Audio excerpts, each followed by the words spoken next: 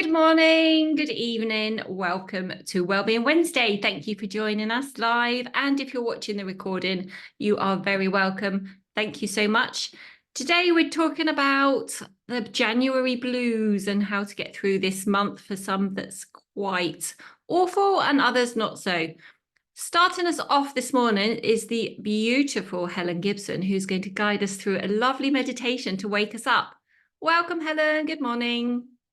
Hello, good morning, good morning, everybody that's here. Good morning, good evening, good afternoon to everybody that might be listening on catch up. I'm going to guide a meditation right now.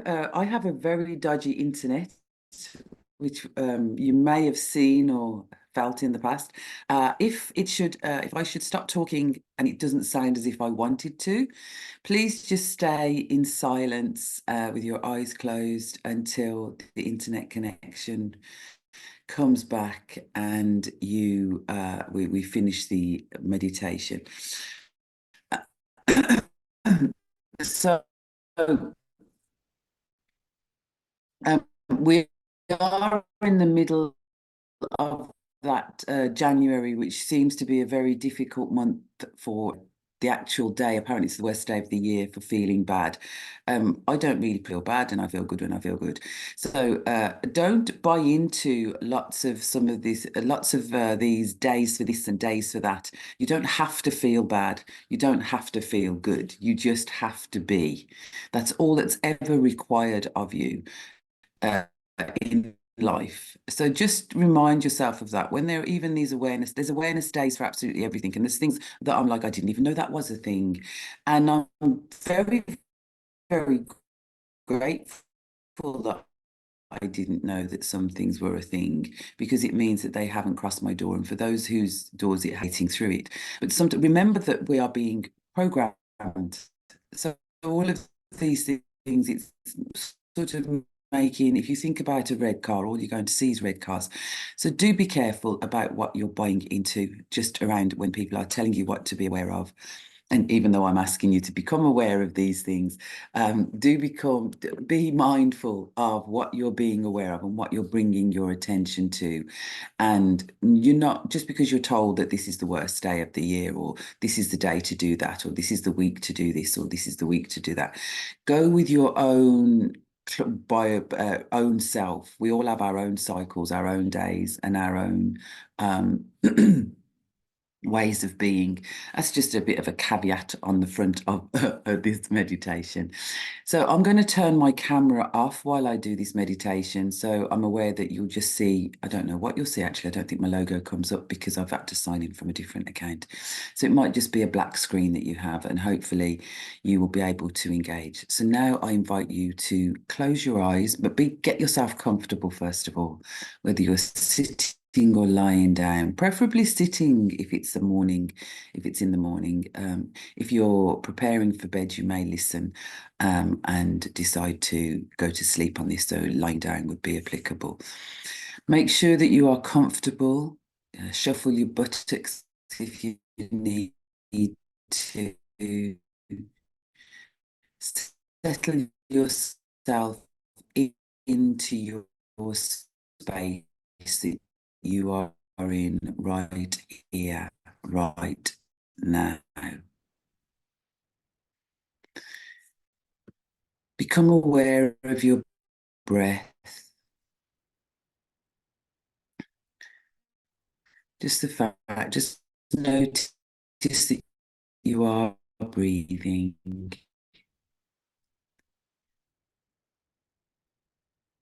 And take 3 deep, full inhalations, in through the nose, preferably mouth. If you can make it, and sounds of my environment that you may hear. Become aware of any fluctuations in light or vision.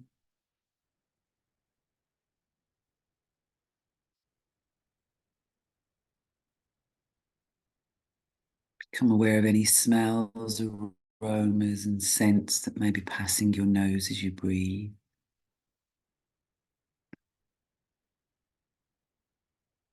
Any tastes in your mouth?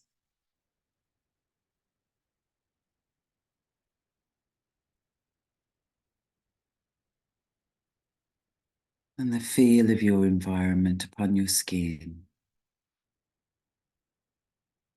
Is there a breeze? Are you warm? Are you cold? Are you just right? How does your skin feel? Bringing awareness to your senses. Making any adjustments that you feel you might need to make.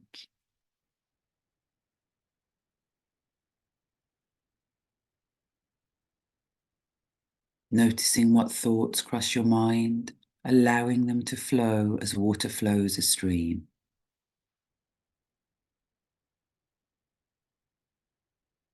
Your thoughts are letting you know that you're working perfectly. We have 60 to 70,000 thoughts a day. Don't engage with all of them. Allow the ones for this time to flow. Teach them. Allow them to go. Let them know that you will tend to them.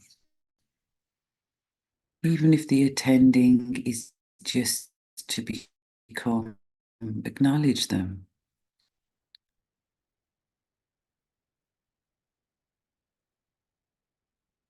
Trace your day back from the moment you became conscious that you were awake today.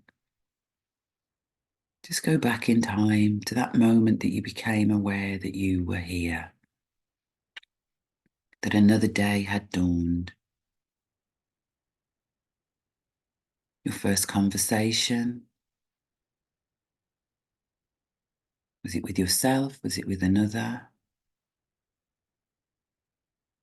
Have you laughed today? Have you cried today? What has brought you joy? What has made you think? What emotions have you experienced thus far during your day? What interactions have you had? You're at the end of your day. Just go through your day. You're at the beginning of your day. Be with whatever has happened, where these thoughts and this memory might be affecting or impacting or not.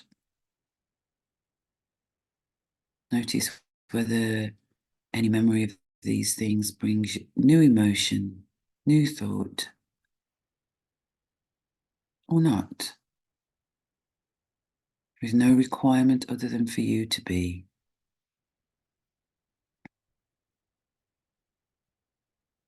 If you are preparing your day, if you're at the beginning of your day, allow yourself a moment to think about your day.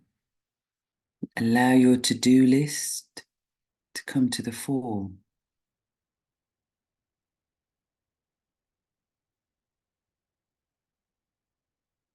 Are you looking forward to your day as you think about what you're going to do? What is the energy around you? Are you excited? Are you dreading some things? Are you looking forward? Do you have things still to do? Are you grateful that you have a to-do list, whether it be large or small? Is your to-do list just to be, to embrace all that the day offers?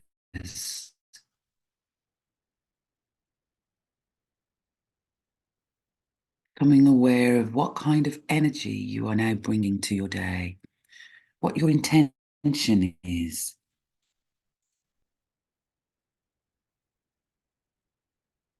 How are you going to engage with yourself?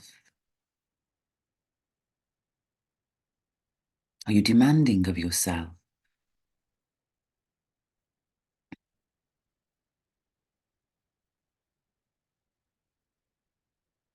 Are you being kind to yourself in how you look at your day?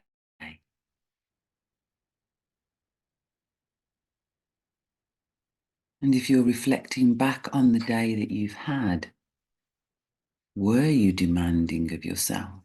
Were you kind to yourself?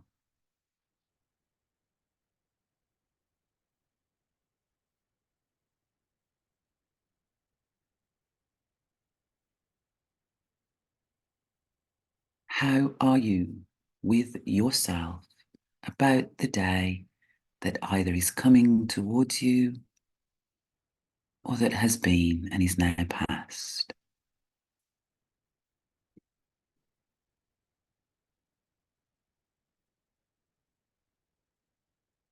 Allow your to-do list now to flow like water through a stream, knowing that all is complete.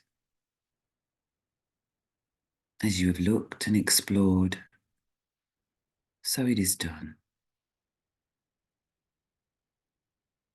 If there were any areas that were causing you concern, just acknowledge those. Allow those two now to flow.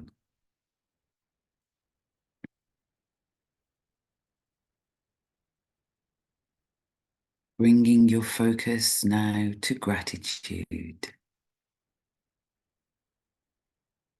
I wish you to say thank you in your mind or out loud if you wish, to you, to the wonder of you, to your big toe, to the toe next to your big toe and the toe next to that and the toe next to that and your little toe. Say thank you to your toes and twiddle them. Say thank you to the balls of your feet. And gently just raise your foot up onto the balls of your feet and back down, just very gently. Say thank you. Say thank you to the heels on your feet and lift your toes and the balls of your feet up as high as they could go. And then put them down, noticing and saying thank you to the arches in your feet. Saying thank you to the tops of your feet and your ankles. Say thank you, ankles. Thank you. Bring a smile in your gratitude. Up through your calves and your shins. Say thank you to your knees and say thank you to your thighs, inner and outer. Thank you, thighs. To your buttocks and your hips and your pelvic area. Say thank you. Say thank you to your legs and your lower part of your body for taking you where you need to go, for supporting you, for being there for you. Even if they ache and creak, say thank you for everywhere you've taken me and everywhere you're going to take me. Say thank you to your lower abdomen and your lower back. Say thank you to your midriff and your mid-back. Say thank you. Say thank you to your chest and your upper back. Thank you. To your shoulders, you might want to move them as you thank them and say thank you. Thank you. To your arms, your upper arms, your biceps, your triceps. Thank you. To your elbows, you bend. Thank you. To your lower arms, thank you. To your wrists and your hands and your fingers, thank you. And a special thank you to your fingers and your hands for all of the things that they do to you, for you, when you touch yourself, when you touch others, when you hold your food, when you use your hands for your food. Say thank you. Even if your joints are stiff, say thank you. And your neck, say thank you to your neck. Move Move your neck if it wants you to move, and say thank you. And to your head, the top of your head, the back of your head, the front of your head, the side of your head, your eyes, your ears, your nose, your throat, your eyebrows, your lips, your teeth, your tongue, your hair, if you have hair. Say thank you.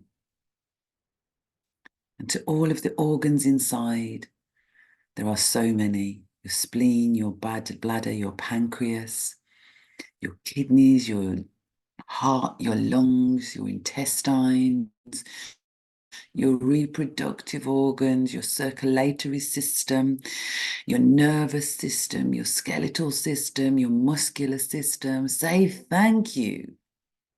And as the blood courses around your body, say thank you.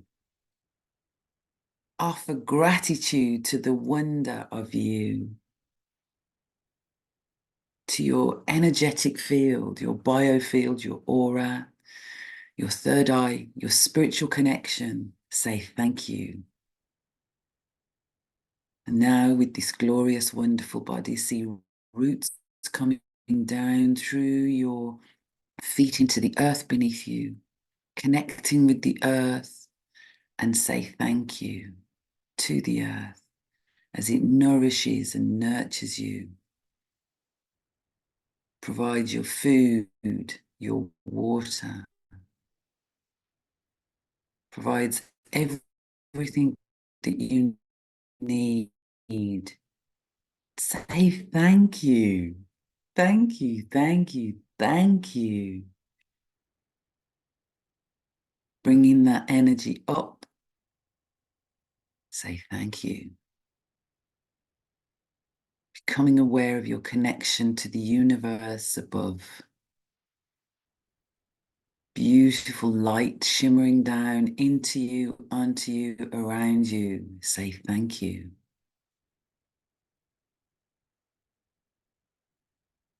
Allowing yourself to receive the gloriousness, the wonder, and the beauty that life offers from the universe, from the earth.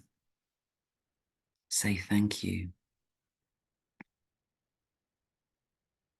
Taking as much as you need, it is abundant. There is no lack without or within. There is no lack. It is abundant. Say thank you.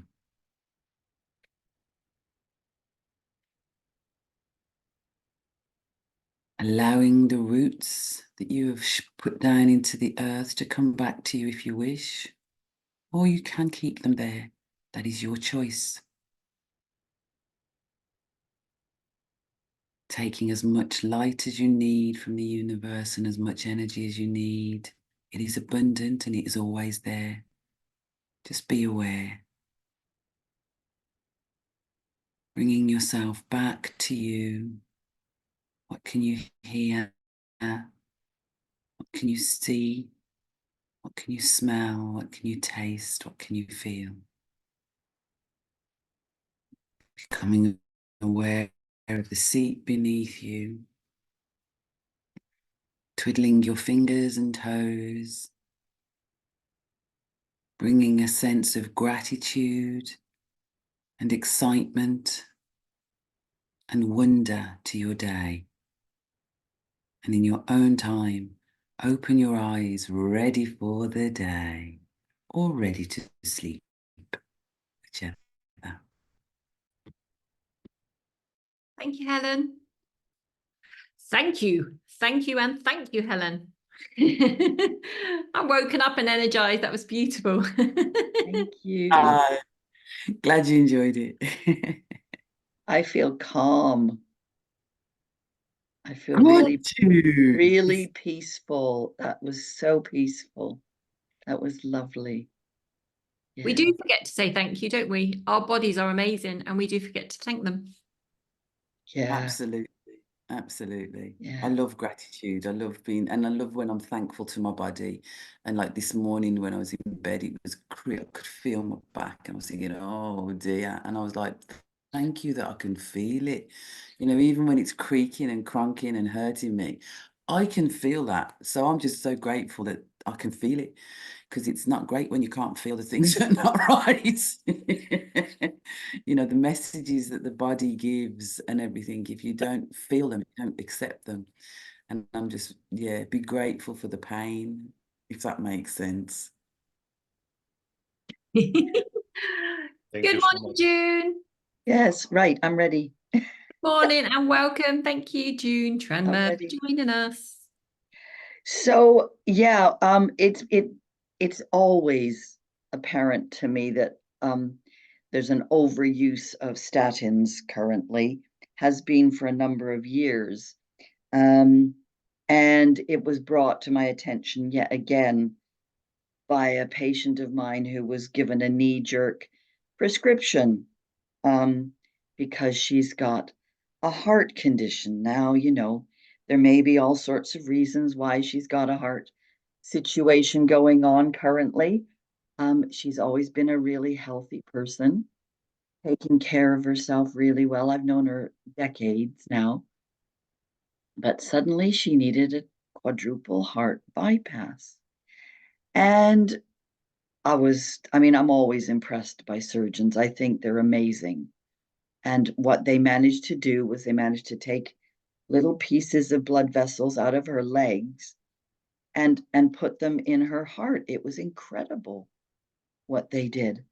But she's left feeling really battered and on a cocktail of medication that, you know, is the usual kind of thing that they give to people who have got heart or stroke potential problems. So it's 2 blood pressure medications, 1 statin, and something else.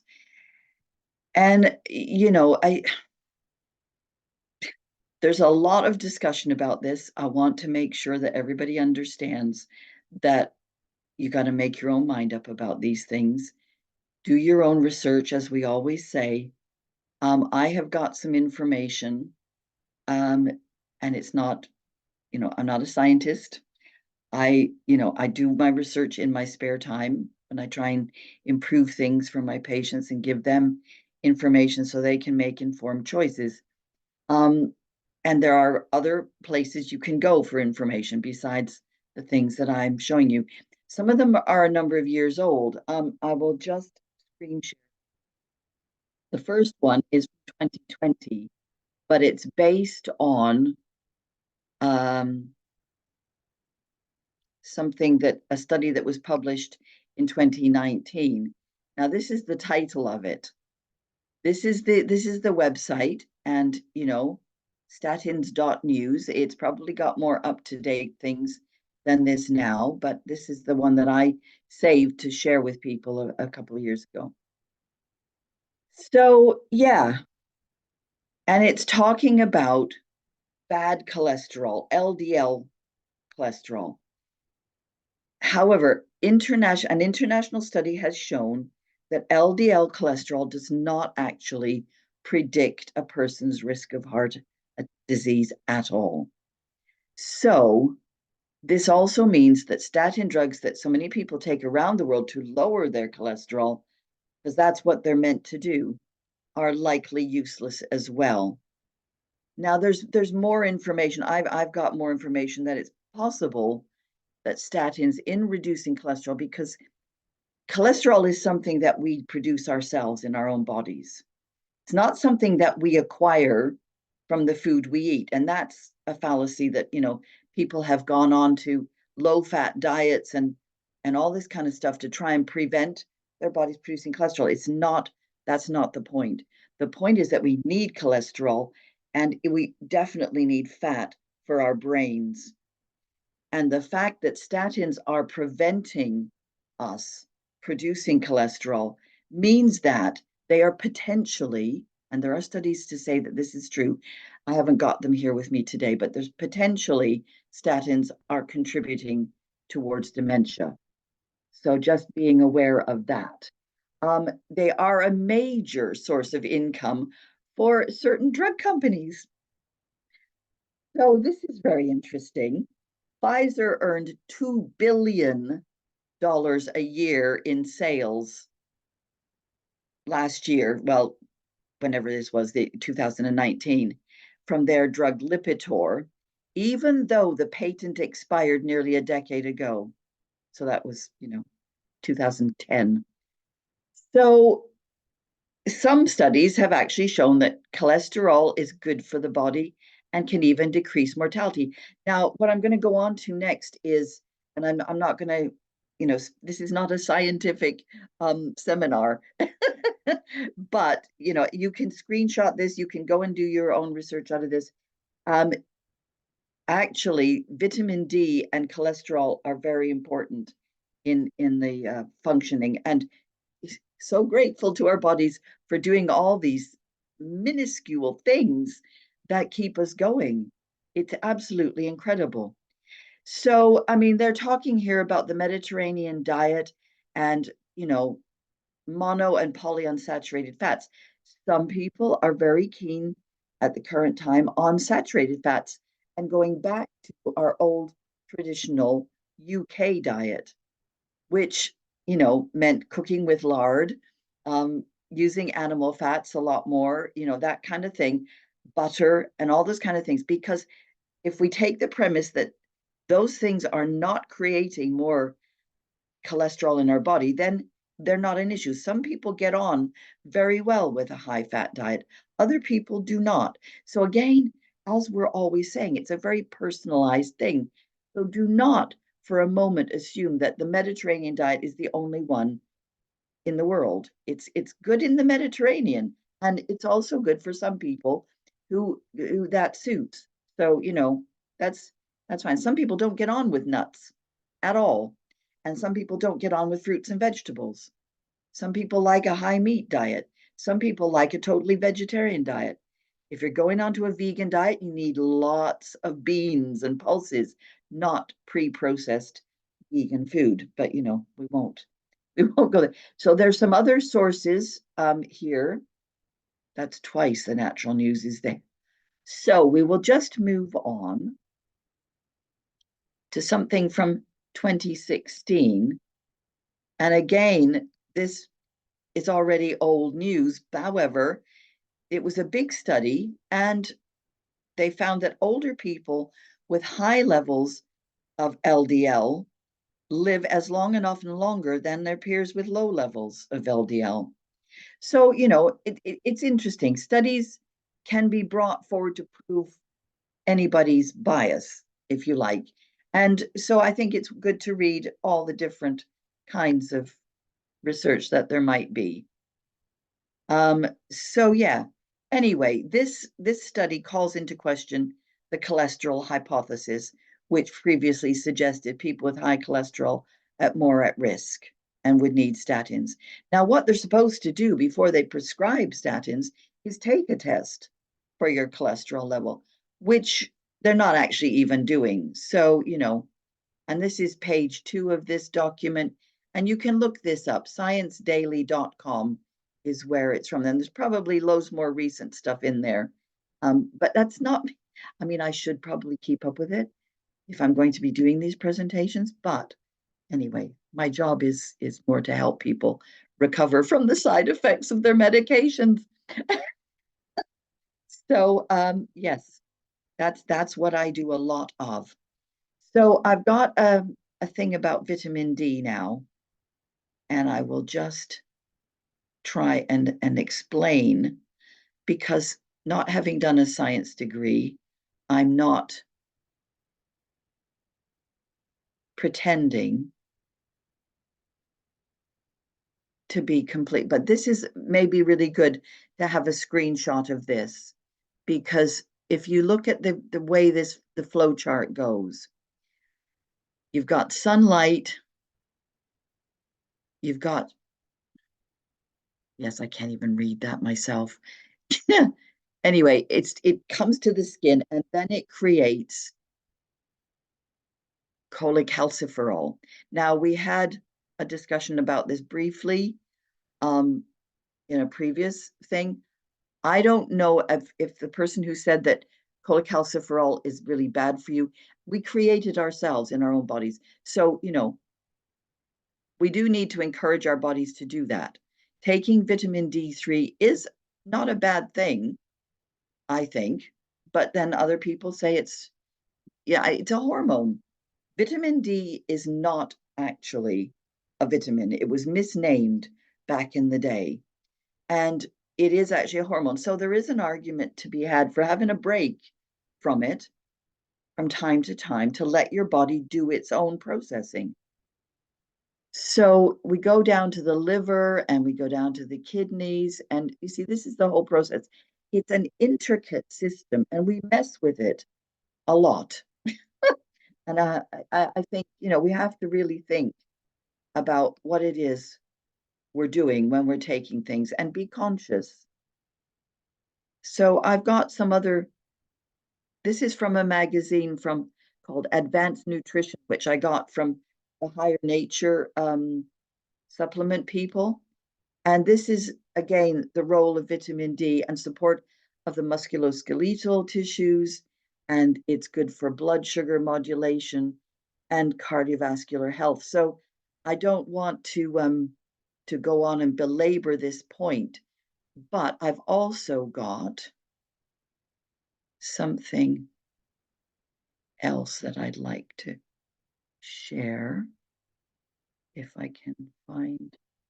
Yes, you see, this is where I've got too many things open, and I'm going to have to just close some of them down.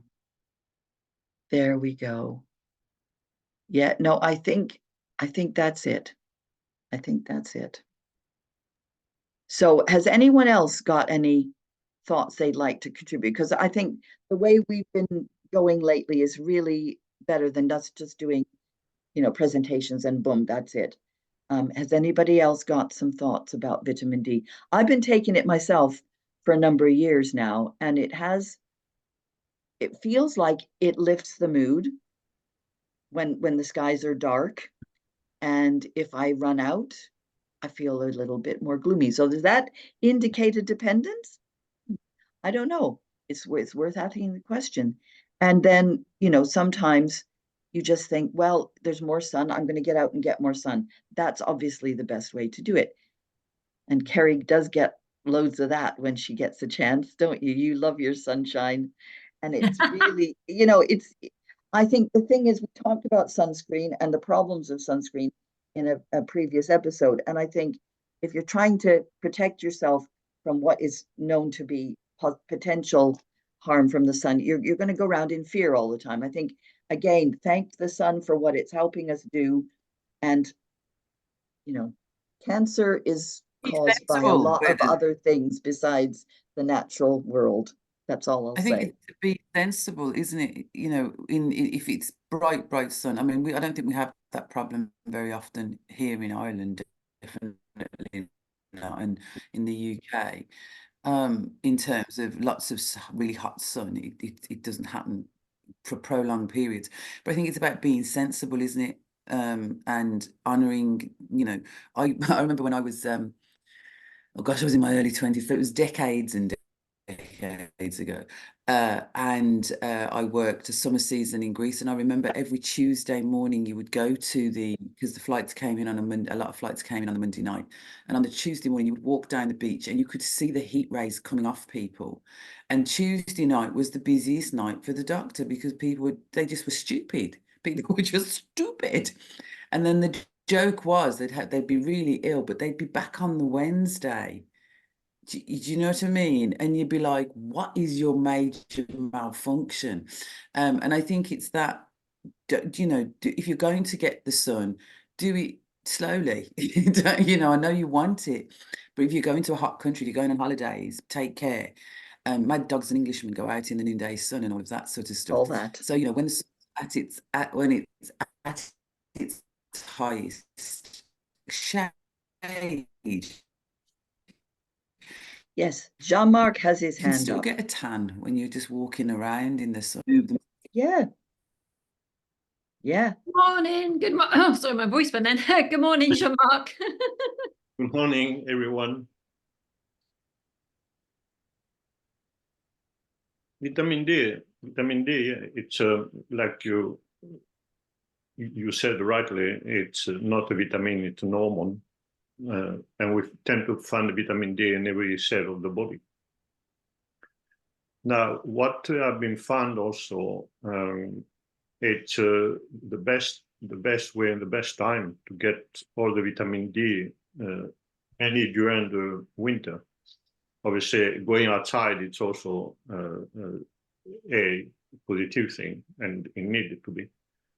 But lunchtime, if you take a vitamin D and you really want the vitamin D to be absorbed, lunchtime is the best time, because what the vitamin D need, you need the fat and you need the magnesium.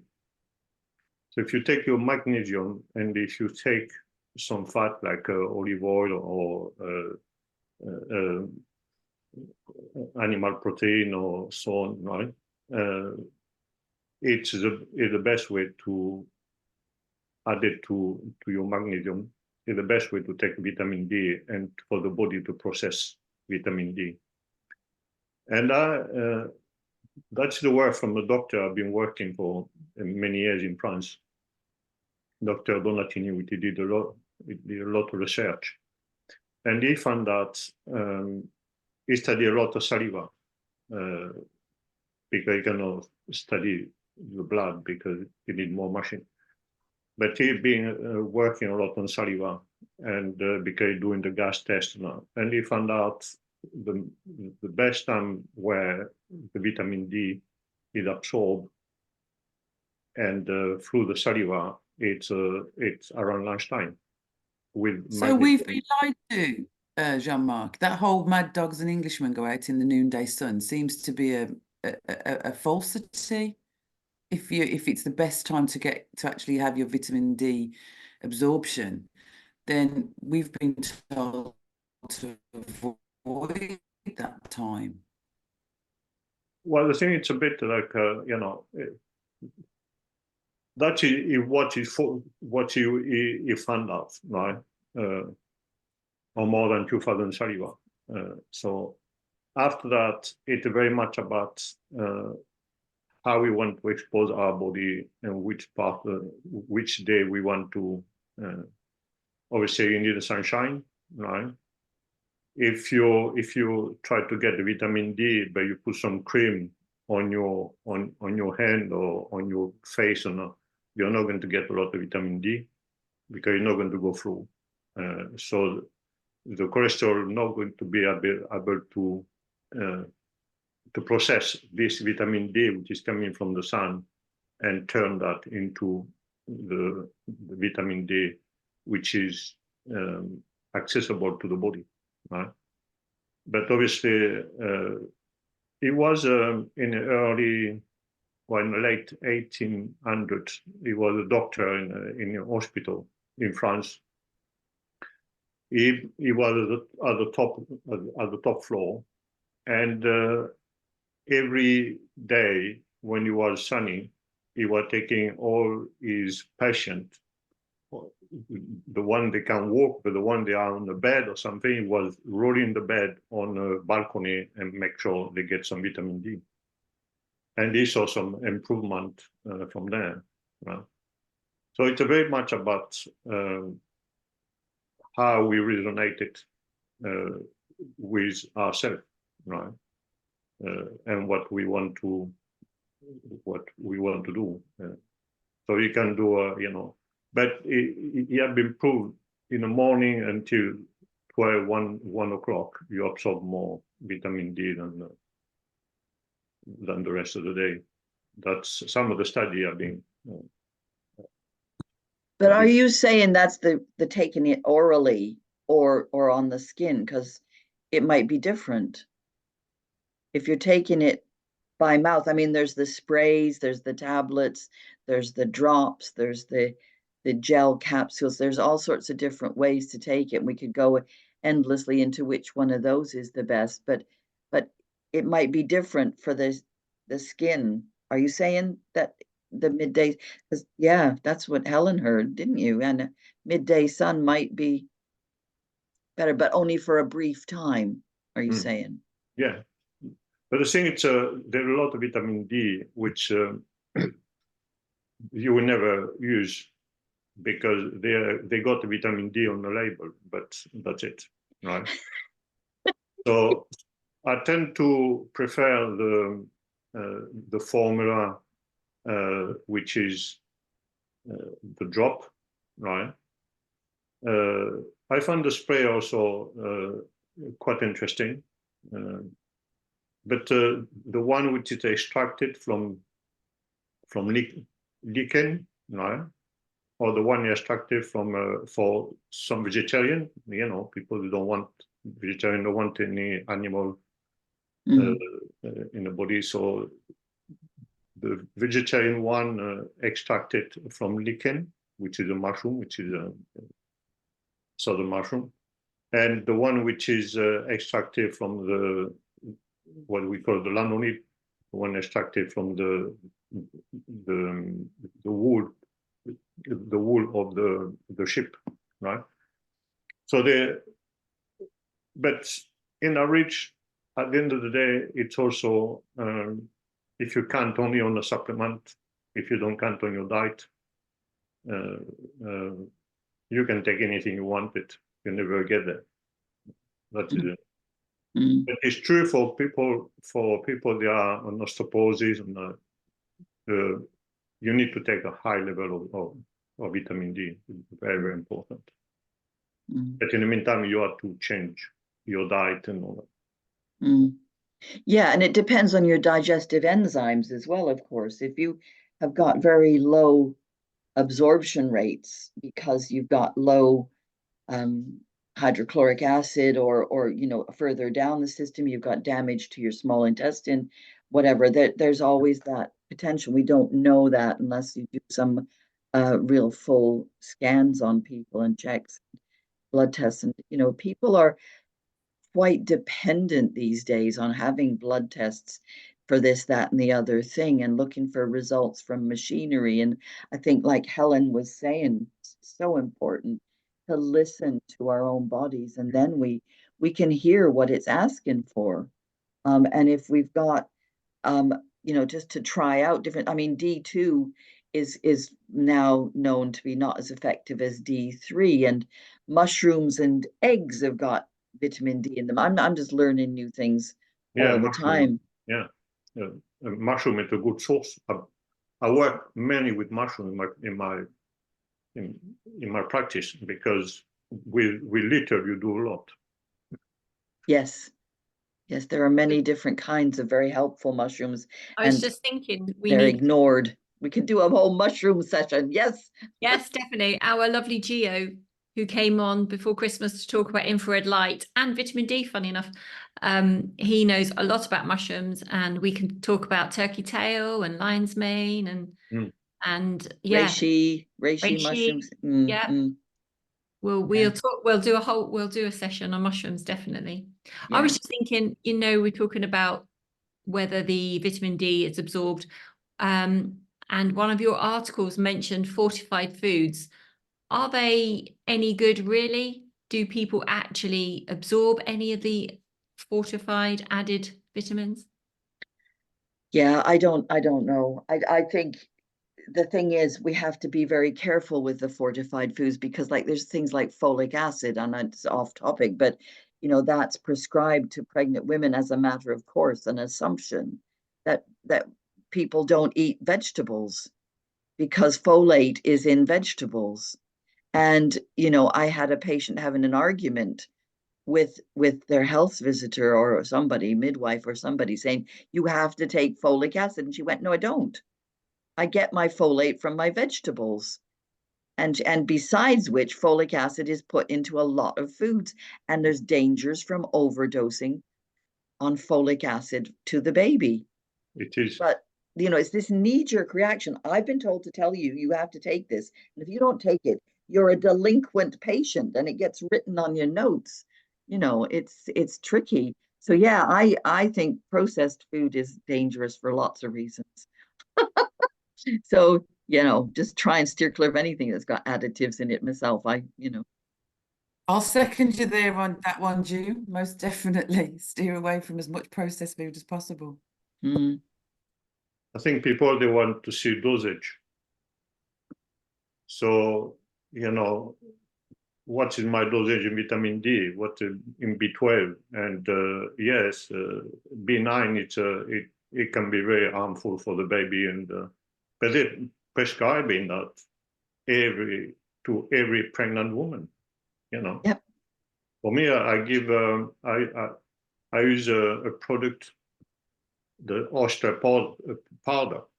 Oyster powder is an incredible product because you have all the vitamins, you have all the trace mineral the body need. You have all the what you call you got some vitamin D, you got some fish oil automatically. You know, you got it's an incredible source of product.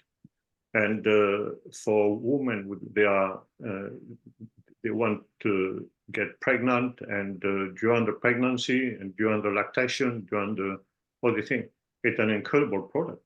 I've been helping a lot of people, a lot of women, and a lot for fertility and all. Do you want to write that in the chat so we can see?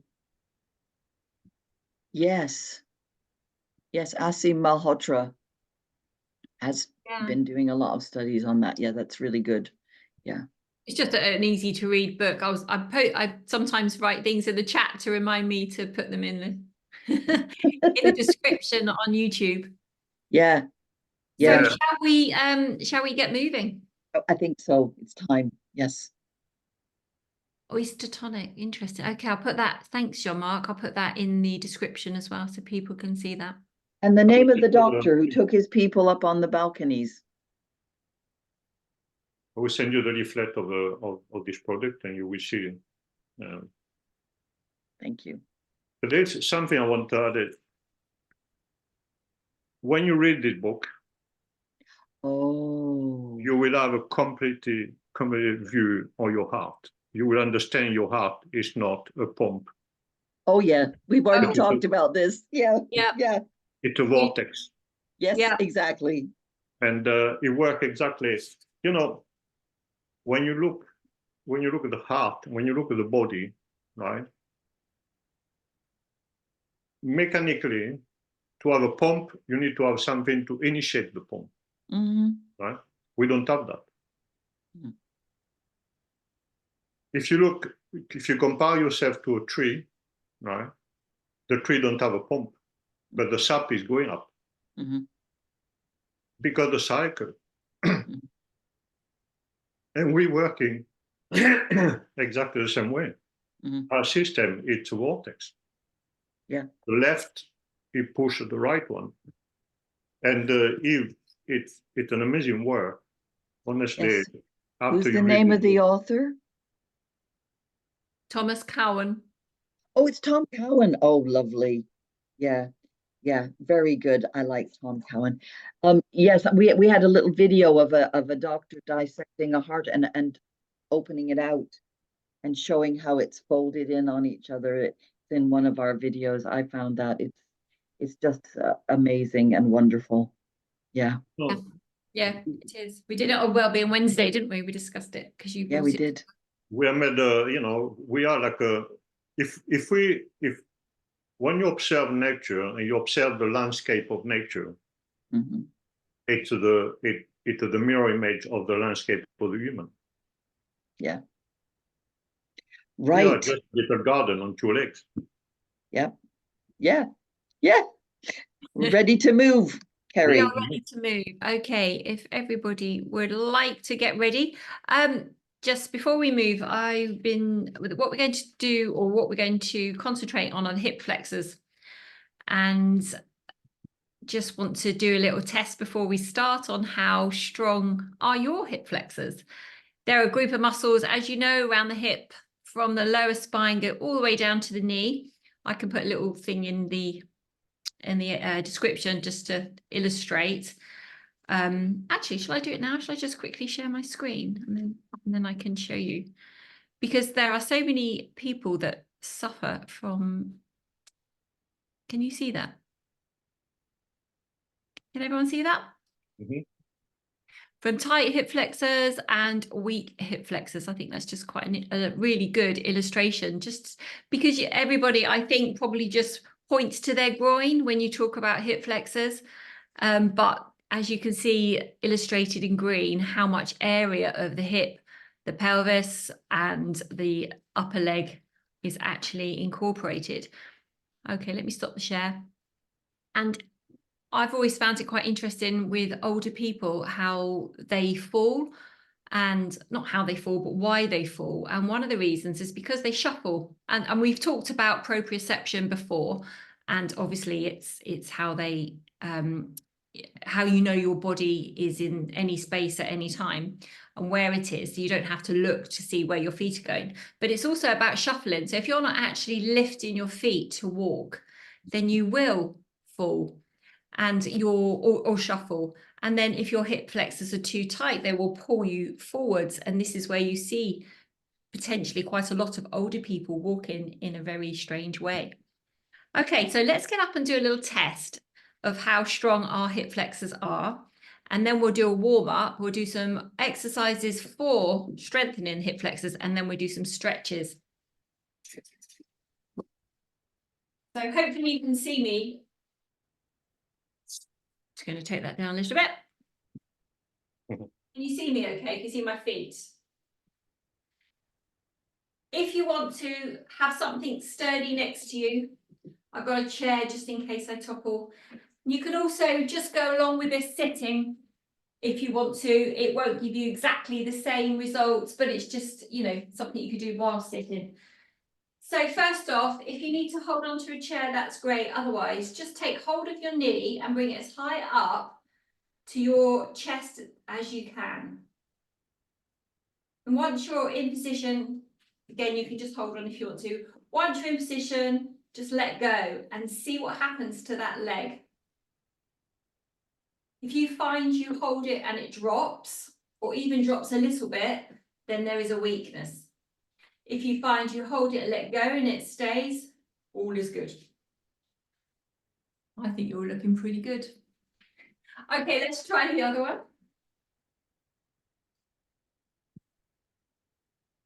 So just take hold of it and then let go. Amazing. Wow, look at you, Cal. Brilliant.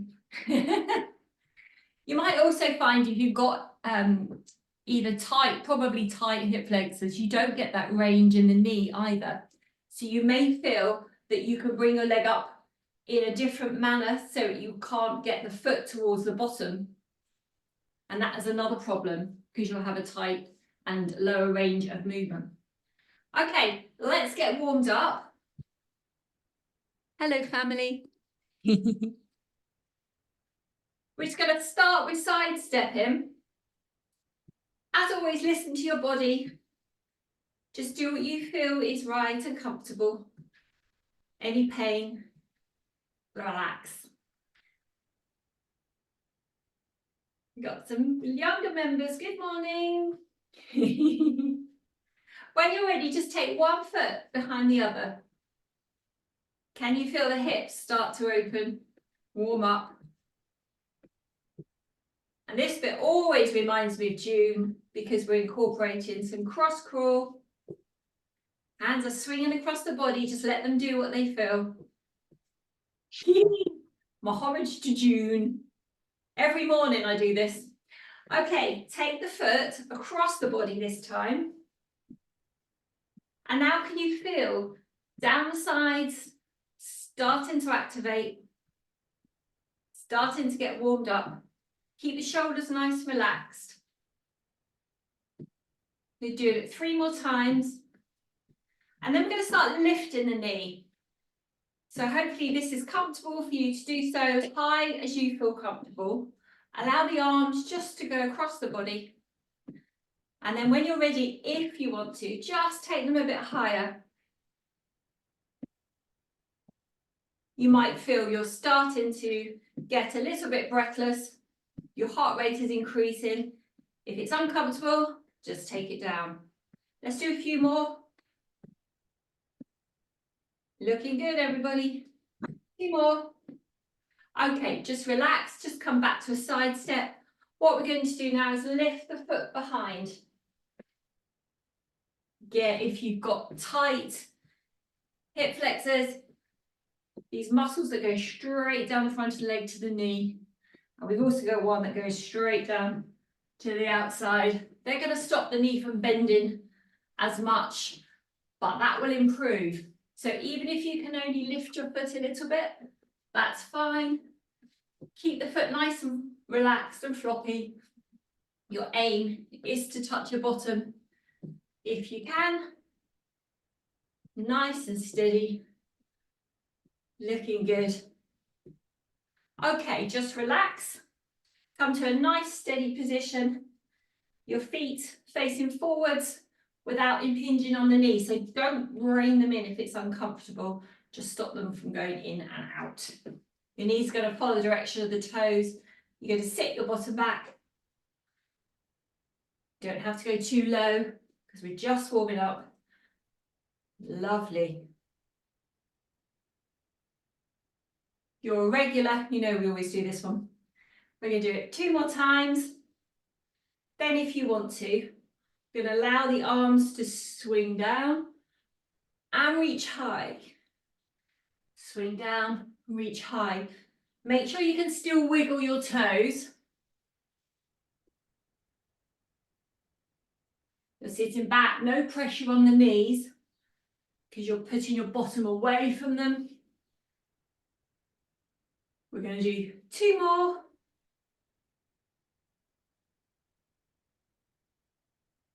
Well done. Okay, are we ready? We're going to do some high knees like we did in the warm-up, but we're going to go a little bit faster. When you're ready, let's speed it up. The higher you get your knees, the harder you're working.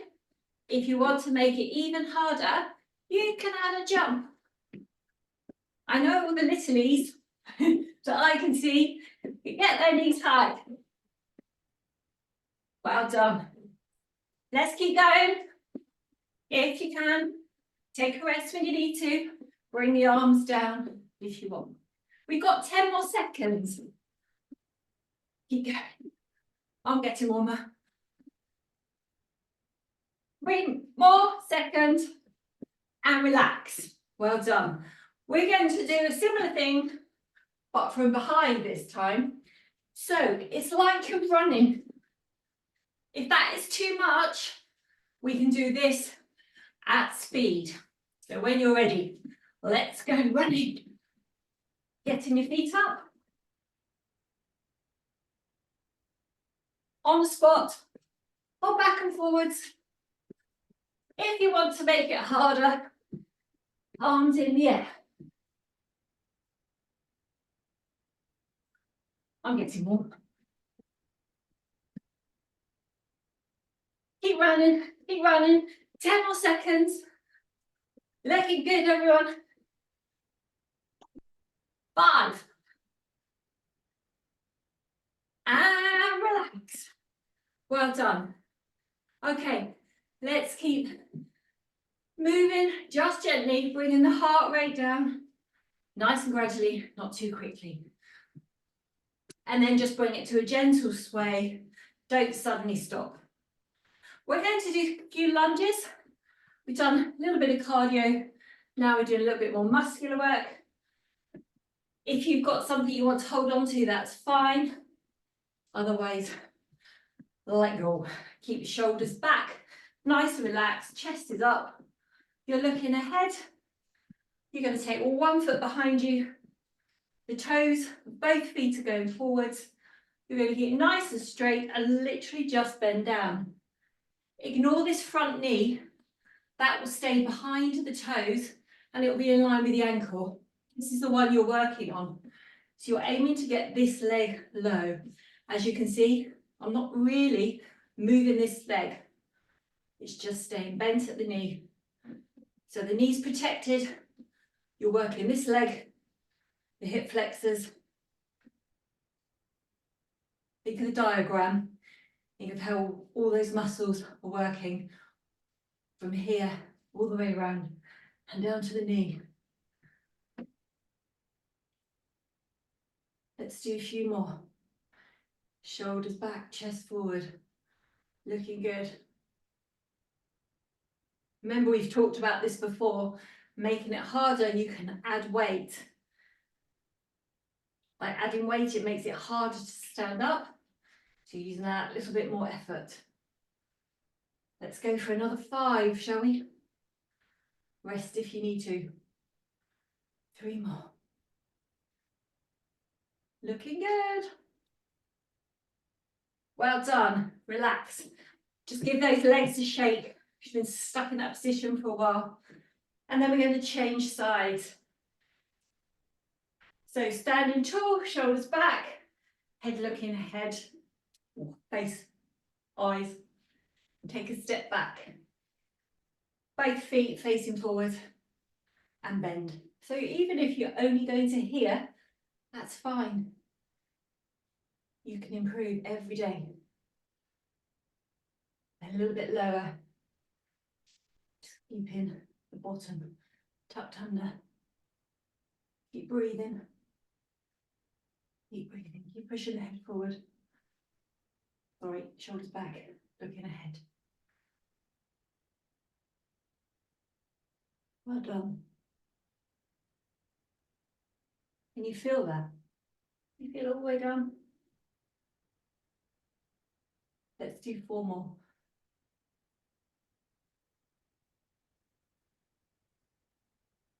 Last one. And relax. One of the things we spoke about just now was proprioception, to try and help us learn where our bodies are without looking. For example, when we walk up the stairs, we don't watch every foot. We can run upstairs because we know where they are. We know where our body is. We know what our feet are doing. One of the things that helps that is balance. This balance exercise we've done before will also help our hip flexors. Have a support if you want to. You can do it freestyle otherwise.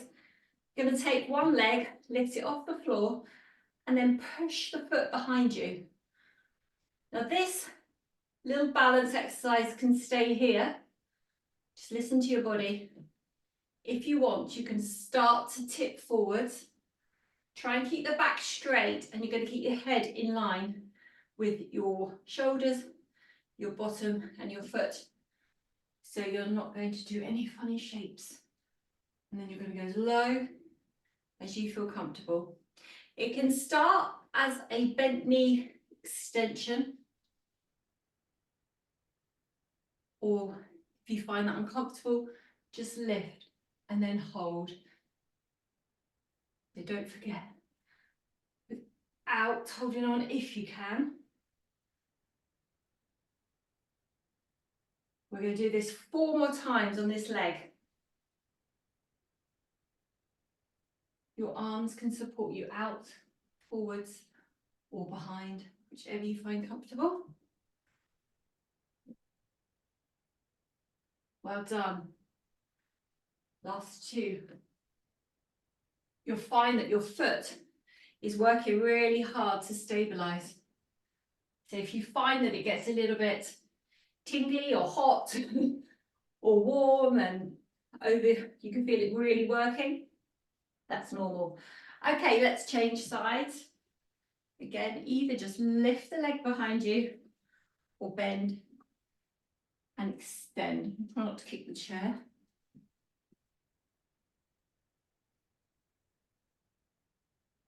Lovely.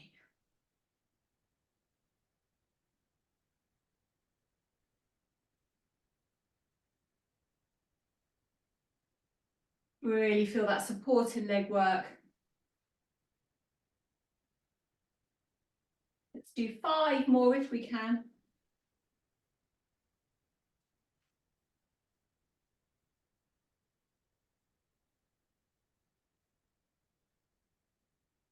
Doesn't matter how fast you go. It's nice to have good control. Some lovely straight backs there, well done.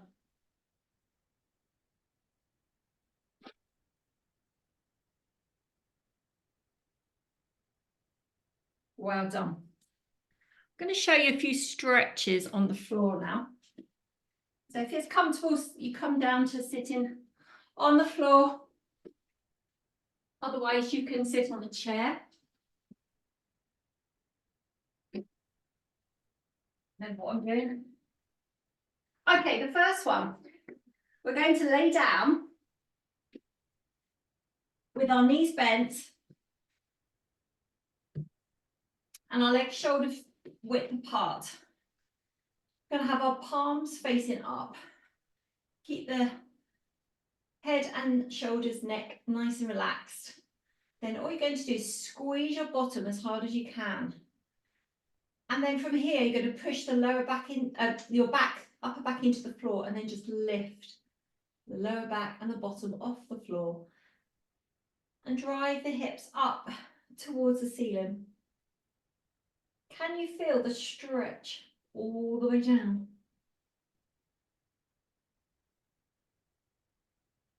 From here, just lower nice and nice slowly down till you get to the bottom. When you're ready, we can go again.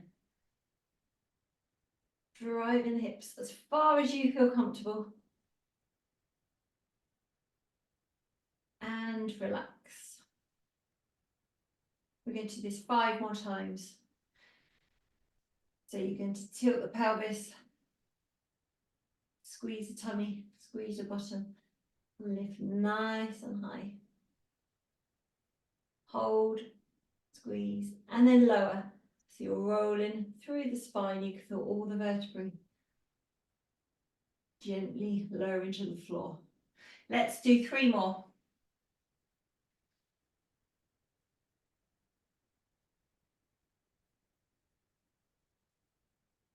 Last 2.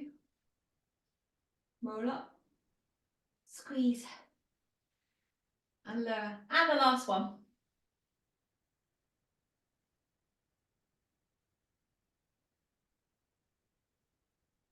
Well done. Because we're running out of time, we're just going to do 1 more. And you would have done this before in a quad stretch. You can lay on one side. You can either come up onto your forearm, you can lay down and support the head, or lay down completely onto the floor, whichever you feel comfortable with. You're going to try and grab hold of your foot or your trouser leg, and then you're going to gently pull the foot towards the bottom. The knees are going to stay together, so try not to let the knee drop forward or come back. So a nice straight line. This is where a strap could come in handy, a nice elasticated resistance band, which I think I've showed you before, which you can help gently. Don't force the knee, just come in as far as is comfortable. And then you're just going to hold that. If you're quite flexible and you're used to these moves, you can go all the way over onto your tummy. And it's the same thing. And then you would just gently draw the foot. But while you're bringing the foot up, you're pushing your hips towards the floor to create that resistance. So nice and gently. Again, don't force it. If you've got any problem with your knees, don't do this one.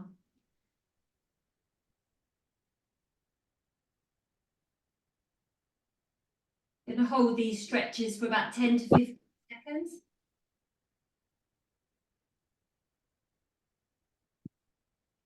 And when you're ready, ease off.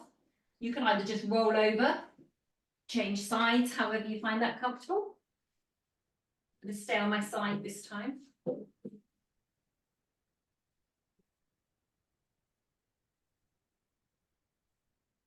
In this position, you're still pushing the hip forward and you're pulling the foot into the bottom, keeping the knees straight together.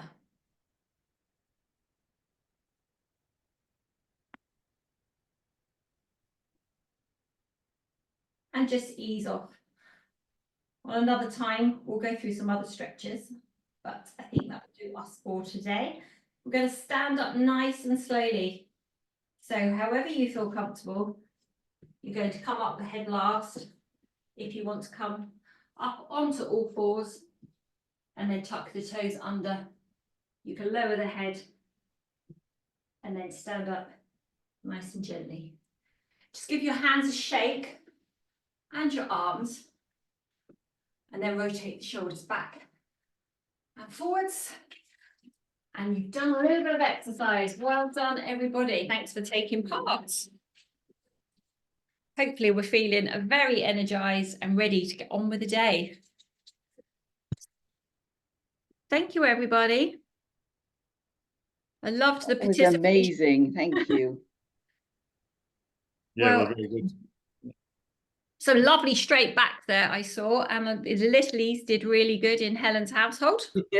Ah, Well done. I hope everybody has a wonderful Wellbeing Wednesday. We've run slightly over time, so my apologies, but I hope you enjoyed it, and I hope you can find us again very soon. On behalf of the People's Health Alliance, thank you so much for joining us. Have a wonderful Wellbeing Wednesday. Thank you. Bye-bye. Thank you. Bye.